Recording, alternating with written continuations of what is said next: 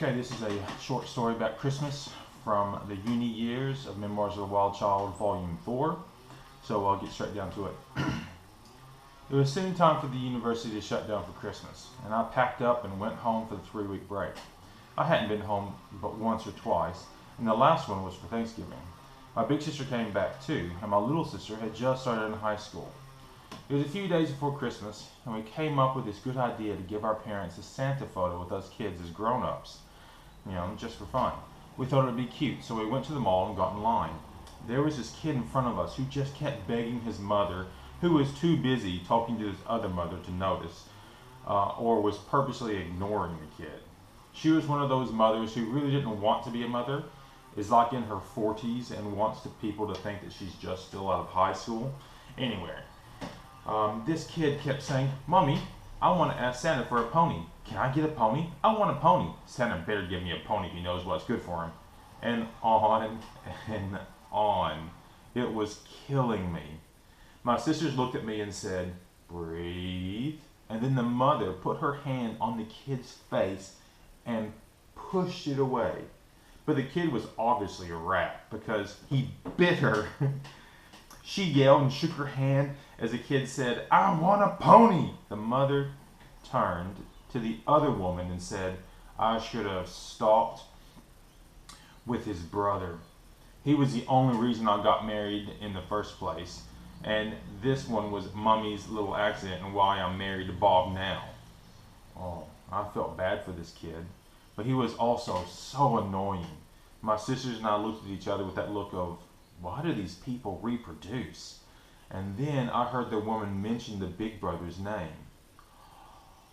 Oh, he was one of the biggest jerks at school in my year. And this was his little brother, and that was his mother. Well, explained everything, but wasn't an excuse, or one that I was willing to accept at least. Now, I crouched down and I said, "Hey buddy, I hear you want a horse." And the kid nodded yes. I asked him if he was his brother's brother, and he nodded yes. I asked if he still lived near the Civic Center, and he nodded yes. I then said, well, I have horses. Too many, actually. And all they do is eat and poo, but you can ride them, so I guess it makes up for it. So, this is what I'm going to do. I will bring a horse and give it to Santa, and he will bring it over to your house Christmas Eve at night. Leave it in your front yard for you for Christmas. It won't fit down the chimney, so it has to be outside. Now, I don't think your mother wants you to have one, so I'll just tell Santa about this after you are done with him. This will be our little secret, all right? And the boy got all excited and started thanking me. I said, "Oh, but I have to warn you. If you wake up and the horse isn't there, it will probably be because your parents and your brother have killed it. So wake up early and go get it before they do, so nothing happens to it." And then I stood up and my sisters told me that I was evil. And then we all started laughing about what their Christmas was going to be like for them. They told me the mother hadn't noticed my conversation with her kid, and I watched as the boy told Santa that he wanted a horse for Christmas, and then his mother shook her head no at Santa, and then the kid arguing with Santa when he said that horses were in short supply at the North Pole, and he should think of something else. As the kid walked away, he turned and waved at me and did a horse riding gesture. I smiled and nodded my head. I have the biggest smile in that Santa photo. It is as if you can actually see the gears grinding away in my head as I was planning on what I was going to do. So I went home, took a shovel and got a bag full of fresh horse poo and found an old rope and cut and frayed out one end. I then went to the Super Walmart and went and found some red paint. But as I was going through the grocery section, found their jumbo big 2-liter ketchup bottles that were on sale and were a whole lot cheaper than the red paint. So I put the paint back, and I had 10 liters of ketchup in my trolley. That night, it started to snow. Now it snowed off and on for the next few days, and that got my mind working even more. I went to go visit my grandparents and eventually wound up down in the workshop. I went and I cut two horseshoe shapes out of wood on the bandsaw, and then I screwed them onto a block of wood and then made straps to fit over my shoes. Oh, this was going to be awesome. Christmas Eve, we have with my mother's side of the family at my grandparents'. It was always this big meal with old stories until late. I had to tell them what I'd been up to already at year at university, and they asked me if that was really the best use of my time. I said everyone needs a break from the grind. After everything was over, I went home and went for a drive. Now I drove past the kid's house and I saw all the lights were out.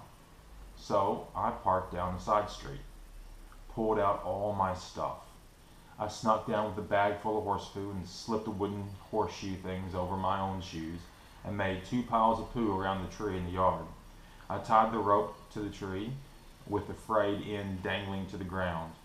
I then went back to the car and I got all the ketchup with squirt bottles and one of my old water guns. I covered everything with splatters of ketchup, even sprayed it on the front of the house, across the windows with the water gun, and onto their cars, all from that point there in the middle of the yard. I made it look like a cheap horror movie set, all while wearing my horse wooden shoes. Oh man, I wish I could have been there on Christmas morning when the kid woke up and went running outside. I tried to drive around about lunchtime to have a look at what I had done, but the street was blocked off and only residents were allowed through. So I had to settle for an article on the front page of the local paper, complete with color photographs of the scenes. So here's the article, entitled, "Christmas Ruined." Waking up early Christmas morning to the screams of children is expected around here, but not this time. Early this morning, the Bowden family awoke around 6:40 a.m. to their 9-year-old son screaming and crying as he stood outside in the front yard, wearing his pajamas in a scene more like Halloween than Christmas. The snow was mixed with fake blood as seen of a slaughterhouse. Quote, "It gives new meaning to Santa's sleigh. It's like a B-grade Christmas horror movie from Japan. It just makes me sick," end quote, said a neighbor. Quote, "Kevin won't speak to us other than to call us all murderers, and he hasn't stopped crying for hours. I just don't understand who would want to do this. We are a good family, but I know people, and we will find out who did this, and we will get our revenge," end quote, said the mother in tears. Quote, "Who would do something like this?" quote, commented a neighbor who was also woken by the child's early morning screams. Quote, "I went to the window and looked out and, well, look at it. This is what I saw.